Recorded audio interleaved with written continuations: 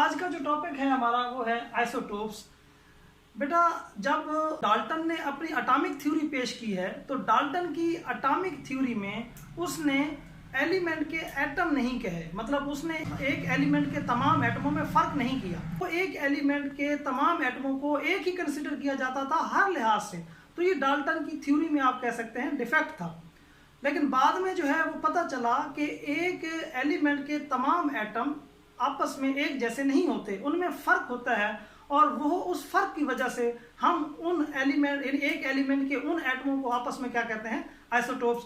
तो वो हमारा आज टॉपिक है आइसोटोप्स। तो isotopes atoms of the same element होते हैं, एटम्स ऑफ द सेम, यानी एक एलिमेंट है जैसे कार्बन एलिमेंट है तो उसके 3 किस्म के एटम है। कार्बन 12 भी हो सकता है, कार्बन 13 भी हो सकता है, कार्बन 14 भी हो सकता है। तो क्या है, atoms of the same element, एक ही एलिमेंट। जैसे कि मैंने मिसाल दी है कार्बन की, तो कार्बन एलिमेंट के 3 किस्म के एटम, तो वो क्या कहेंगे, atoms of the same element can possess different masses.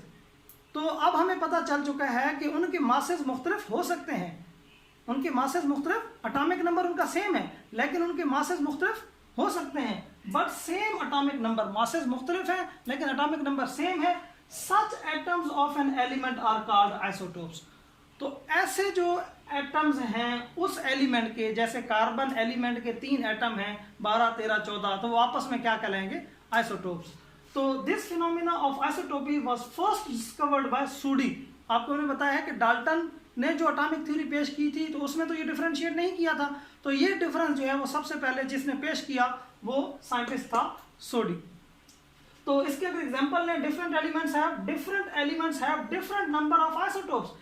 देखें, कोई एलिमेंट जो है वो 3 आइसोटोप्स रख सकता है, कोई एलिमेंट 2 आइसोटोप्स रख सकता है, कोई एलिमेंट जो है वो 11 आइसोटोप्स रख सकता है। मुख्तलिफ एलिमेंट्स, ये देखा गया है कि उनके जो है वो आइसोटोप्स की तादाद मुख्तलिफ है। मिसाल के तौर पे कार्बन हैज़ 3 आइसोटोप्स जिनको आप जानते भी हैं, 12, 13, 14।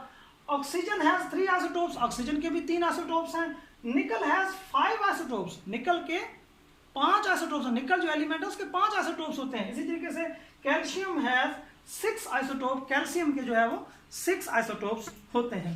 यहाँ पे एक और बात आपने जो है वो इस टॉपिक में बहुत अहम है जो आपने समझनी है, वो ये है कि similarities between isotopes and differences between isotopes, यानी जो आइसोटोप्स हैं, जो मुख्तलिफ आइसोटोप्स हैं, यानी कार्बन के 12 और 13 और 14, इनकी आपस में सिमिलैरिटीज क्या हैं और इनकी आपस में डिफरेंसेस क्या हैं, तो वो आप देख लें। All isotopes of an element have same atomic number, mean same number of proton। यानी एक एलिमेंट के जितने भी आइसोटोप्स हैं, जैसे कार्बन की मैं मिसाल लेके चल रहा हूँ, तो उसमें 12, 13 और 14 मास तो मुख्तलिफ है लेकिन तीनों में सेम नंबर ऑफ प्रोटॉन्स हैं। 12 में भी 6 हैं, 13 में भी 6 प्रोटॉन है और कार्बन 14 में भी 6 प्रोटॉन है। प्रोटॉनों की तादाद सेम है, ये उनमें सिमिलरिटी होती है, तमाम आइसोटोप्स में ये सिमिलरिटी होती है।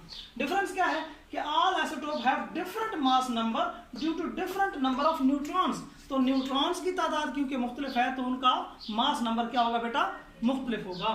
अच्छा, दूसरी जो बात है, दूसरी जिनकी मैं सिमिलरिटी बयान करने लगा हूं वो ये है कि all isotopes of an element have same chemical properties. बेटा, केमिकल प्रॉपर्टीज का ताल्लुक होता है इलेक्ट्रॉनों की तादाद पर, और इलेक्ट्रॉनों की तादाद अगर सेम हो तो इलेक्ट्रॉनिक कन्फिग्रेशन सेम होती है, और अगर इलेक्ट्रॉनिक कन्फिग्रेशन सेम हो तो केमिकल प्रॉपर्टीज सेम होती हैं। तो क्योंकि एक एलिमेंट के तमाम आइसोटोप्स की इलेक्ट्रॉनिक कन्फिग्रेशन सेम होती है तो लिहाजा बेटा उनकी केमिकल प्रॉपर्टीज जो कि इलेक्ट्रॉनिक कन्फिग्रेशन और नंबर ऑफ इलेक्ट्रॉन्स पे डिपेंड करती हैं वो भी सेम होती हैं। जबकि अगर डिफरेंस में आए तो every isotope of an element have different physical properties. तो डिफरेंस क्या होता है आइसोटोप्स में फिर, कि उनकी फिजिकल प्रॉपर्टीज जो है वो एक दूसरे से मुख्तलिफ होती है। कार्बन 12 की फिजिकल प्रॉपर्टी 13 से और 14 से मुख्तलिफ होगी, तो ये बात आपने नोट करनी है।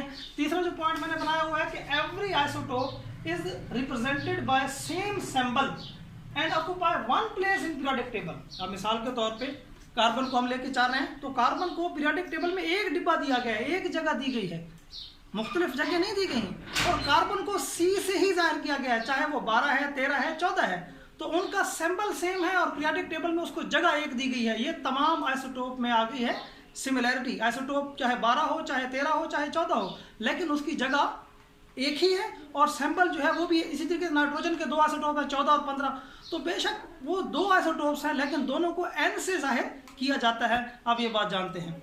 अच्छा, तो डिफरेंस यहाँ पे फिर क्या आता है कि isotopes are different from each other by their mass number of, जैसे एज ये देखें हाइड्रोजन का यहाँ मास नंबर 1 दिखाया गया है, प्रोटियम ड्यूटियम का मास नंबर 2 दिखाया गया है और ट्रिटियम का मास नंबर 3। तो एलिमेंट का सिंबल सेम है, लेकिन उसके ऊपर जब मास नंबर लिखा जाएगा तो वो डिफरेंट होगा, जिससे जो है वो आपस में आइसोटोप्स एक दूसरे से डिफरेंट हो जाएंगे। आपको ये बात क्लियर होगी बेटा, समझ आ गई? यूट्यूब पे देख रहे हैं वो भी, अगर आपको ये टॉपिक समझ आ गया है तो बेटा आप इसको ज़रूर जो है वो लाइक करें ताकि हमें अप्रिसिएशन मिले, और चैनल को सब्सक्राइब करेंगे तो आपको नेक्स्ट इसी तरह की वीडियोस मिलती रहेंगी। अल्लाह हाफिज़।